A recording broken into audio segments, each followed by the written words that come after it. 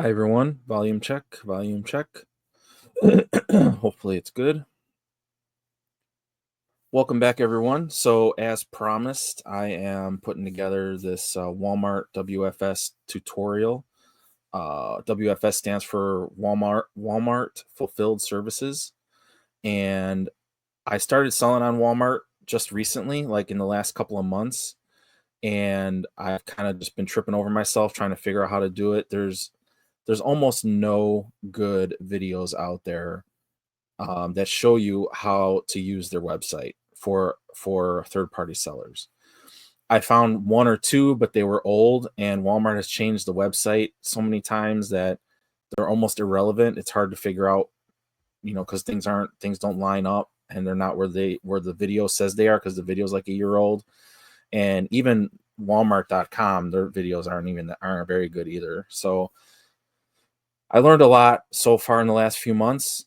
I will say I'm going to start off by saying that in regards to products, and I don't know if I'm going to make a video about specifically products, but we'll see. We'll see how much information I can get out here on this one.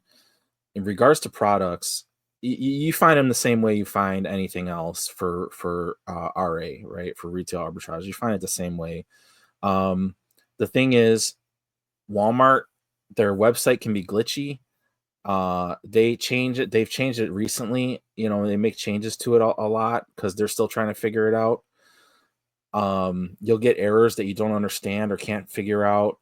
So there's things that are going to happen that don't make any sense. Luckily, they're still in a stage where they haven't like completely outsourced the customer service for WFS. So the couple times that I did call, I got someone stateside on the phone, and kind of they walked me through like the issue I was having, and we figured it out. So it's not impossible. Sometimes it just takes that a little bit of extra work to figure out some of the problems if you're having any. The other thing is that it takes a little bit more time and patience to figure out what you can and can't sell on Walmart. And it's not as easy to find products to sell on Walmart as it used to be or as it is for Amazon, because the data is not there. There's no information on how much it's selling for, how much it used to sell for, how many people.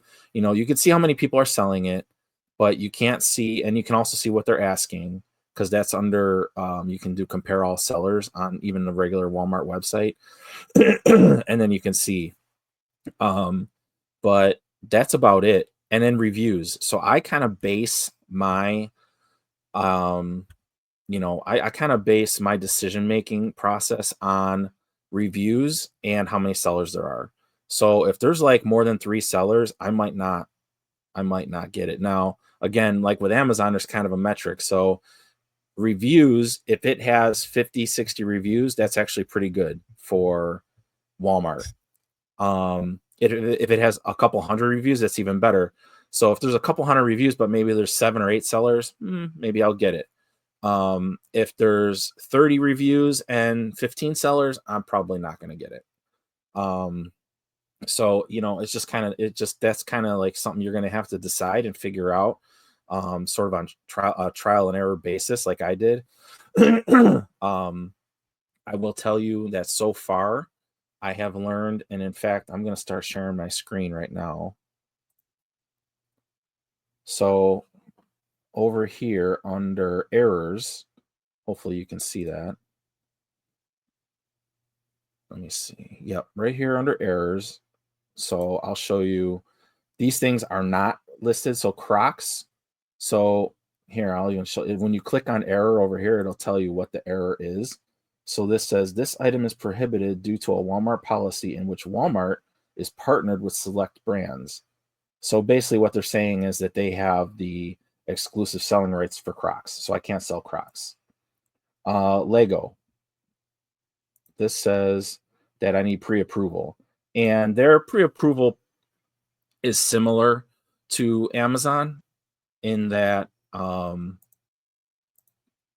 their pre-approval is kind of similar to Amazon in a way where they want an invoice. They don't specifically say how much they wanted, but and it's not a simple, fill in the blanks and send your documentation. You have to create a case, which is I can even show you that too, real quick. It's up here. It's just right here under the where the question mark is, and then you go to your cases or contact support, and then you'll be able to create a case there. So that's super easy. But yeah, you'll have to submit your documentation, and they want all this other stuff. They'll tell you what they want. For me, I was just like, it's one product. It wasn't really worth the aggravation. I didn't have an invoice, of course, because this was something I had laying around. So that's kind of how I started with Walmart. I kind of grabbed stuff that I had around the house, or maybe I found something that, that I got cheap. But I will show you this too. Like even here, this is a Pokemon, like their action figures. So it's the same thing. They want pre-approval. And the funny thing is, like the very, very first product that I sent in was Mega Blocks, and it was a Pokemon Mega Blocks. And I was allowed to sell it, and I did really well on it. And now I send in these Pokemon action figures, and it says I can't sell it because it's Pokemon. So, unfortunately, you're going to find some similarities between their policy and Amazon policy. But probably easier to rectify, honestly. So let's get into how we send stuff into Walmart. So up here, so when you log into your Seller Central, you have to create an account. And the way you create an account, it was actually very easy, much easier than Amazon is right now. And it was just like 3 steps. And even like the third step is just to set up an account with their it's called Payoneer.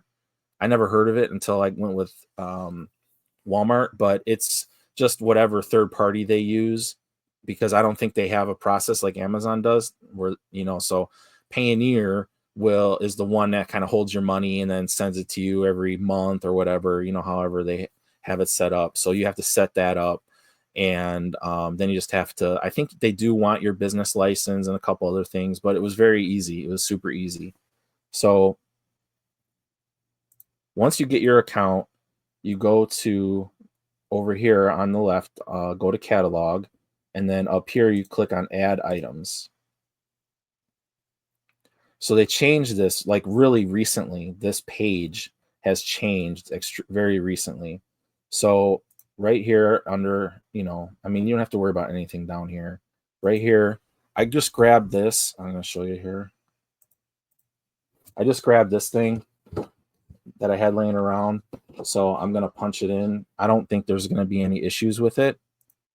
But on the computer that I normally use to load these, I just have a scanner. So I got to do it manually. And I just punch in the UPC code 172. Hopefully I didn't mess that up. And then you hit search. And then there it is right there. So you hit add. And now it says added. And then down here in the bottom corner, it says next. So you hit that.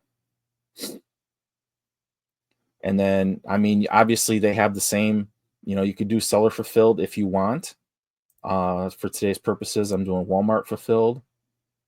So SKU. The SKU is whatever you want it to be. This is a number or a word or whatever you use for your inventory process. So you just put, I want to see if I can do something here. There we go. That might work. So for this, I would put like, what's this guy called? Shazam. So I'll put Shazam figure, and that's it. That's just, and then again, that's for me. And then what my price is going to be. So, here right now, the buy box is 19. So I would do $19.99. Oops. $19.99. Now, here is the infamous Prop 65. This does not have a Prop 65 warning on it, so I'm going to leave it empty. I think mostly for this, it would already be here. There were times where it was already in here. So I selected yes, and then this was already filled in for me. So I think they kind of sometimes they try to help you there. Restriction type, no restrictions. Country of origin, I just always put United States, which should be at the top, but it is not. United States. And that's it. So there's all this other stuff down here for compliance and hazardous materials, batteries. I mean, look at all this. Look at all these boxes they have for batteries. So, if you have something with a battery, you're going to probably have to fill in most of these boxes, especially like for something that's got like a rechargeable battery in it or whatever. But this page has changed a lot. Before I had to copy and paste the UPC code like 5 times in here. And then I had to put in the height and weight of the product and all this other stuff. So now, like all this down here, I don't have to do any of this. That's it. And then I'll hit submit. Before I do that, if you hit submit and you get this little tiny message, and it'll be down here, and it'll just pop up for like 3 seconds, and it'll say validation error. Go back. If you see that, go back and see how this has got a green check mark. This got a green check mark. That means that I filled in what I needed to fill in these boxes. Now these are not green, but they're also not required. Now, if I were to put that there, I think we might get a validation error. Let me see. Well, it's going to ask me for some other things here now. Okay. So I'm going to switch that back to no. But you could get a validation error too, which means that you might have selected one thing in here instead of everything that you were supposed to select. And it won't, but it doesn't, for right now, it's not telling you what the error is. So you're going to have to kind of go back and be like, did I click something by accident? Do I have to add more of these? You select one thing here. Now do I got to put something here and here and here and here? You might. So just be aware that validation error usually means that you're still missing something in here. So look for those green check marks. So I'm going to hit submit. See, I got a validation error. I did it right there. See that? So yeah, see, because it didn't reset this. This didn't reset itself right here. So I think because I put something, you know what I have to do? I have to do that. I have to go back to that. 0, 0, 0. Okay. Because I put no and it gave me the validation error. So now I had to just go back to like blank it out back to, what it was originally. Now it should work, I think. No, see, because I touched it. That's how this is. That's how this thing is. So I'm actually I'm gonna close it because I don't think because I want to start over. All right, so here I can start. I should be able to start over. So I hit add again. Then I go to next. But see, that's how glitchy and touchy this website still is. And this was, like I said, this page was just changed like a month ago. Shazam figure price $19.99. No, none, USA.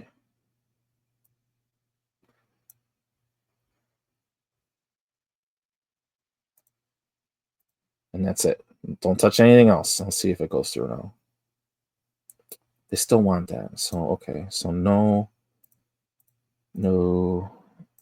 does not contain a battery.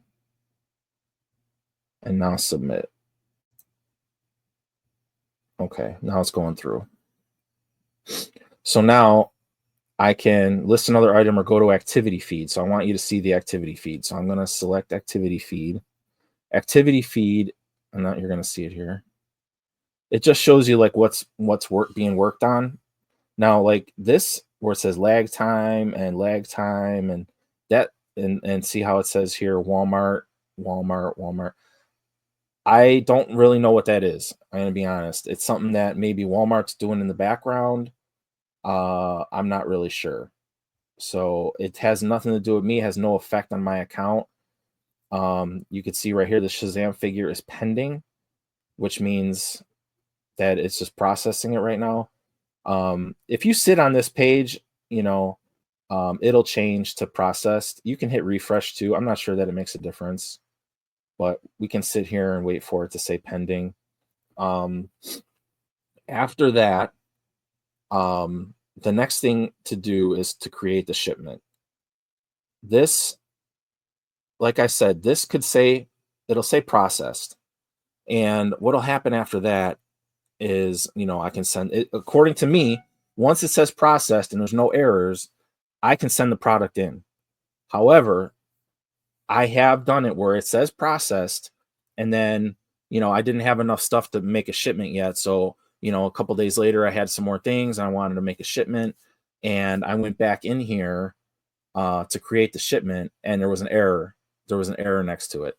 And that's like with those Crocs, it did that to me. And the Lego, actually, the Lego, because I was like moving so fast, it went through, it said processed, immediately create the shipment. I put all this stuff in the box, I ship it off. And while it's on the way there, it changed to error and then said I needed pre-approval. And the stuff now it's already there. So they need to fix that. I've commented to them that it's unacceptable for this to be happening. I need to know immediately if my product is, needs approval. I mean, I need to know these things right away. So anyway, now it says processed. So now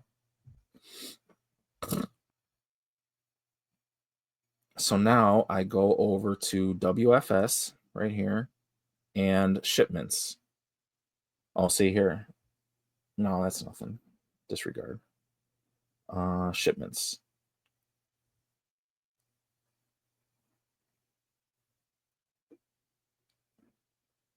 And then I go to send inventory up here.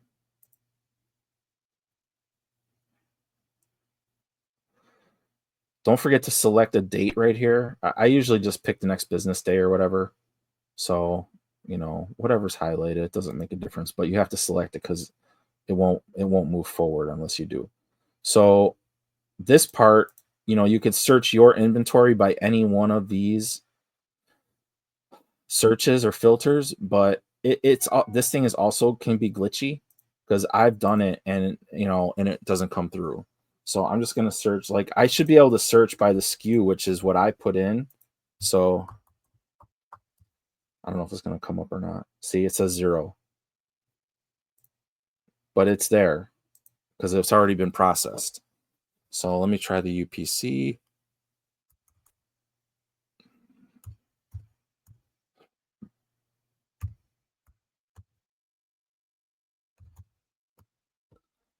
Nothing again. I usually had the best luck with the item number, but I'm going to just keep trying it because sometimes that works too. See, there it is. So you hit add to order. And now let's say I have 10 of these. So I put 10. Master case setup. I always put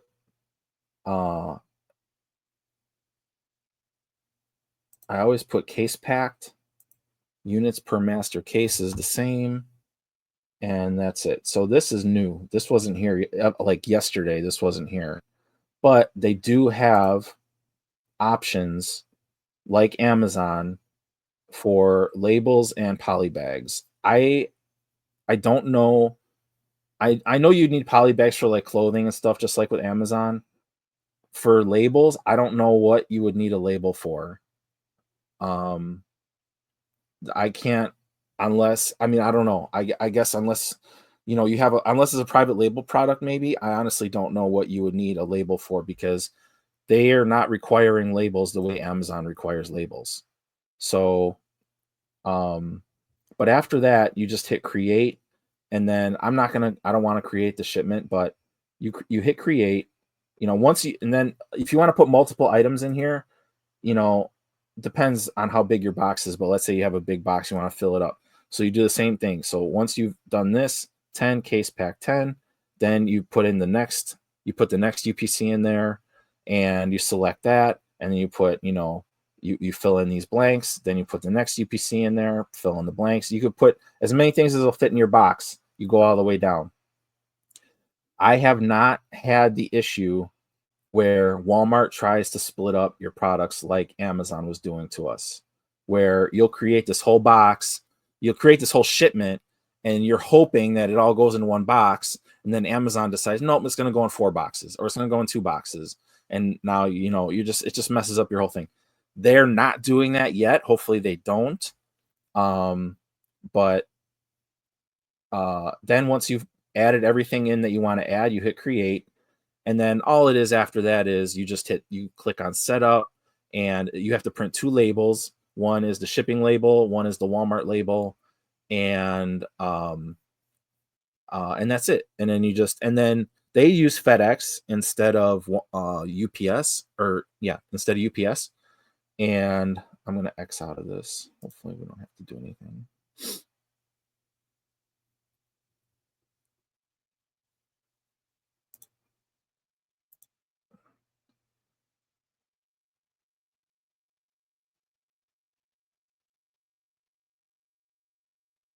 All right. So anyway, so they use FedEx instead of UPS, and FedEx so far does not charge a pickup fee.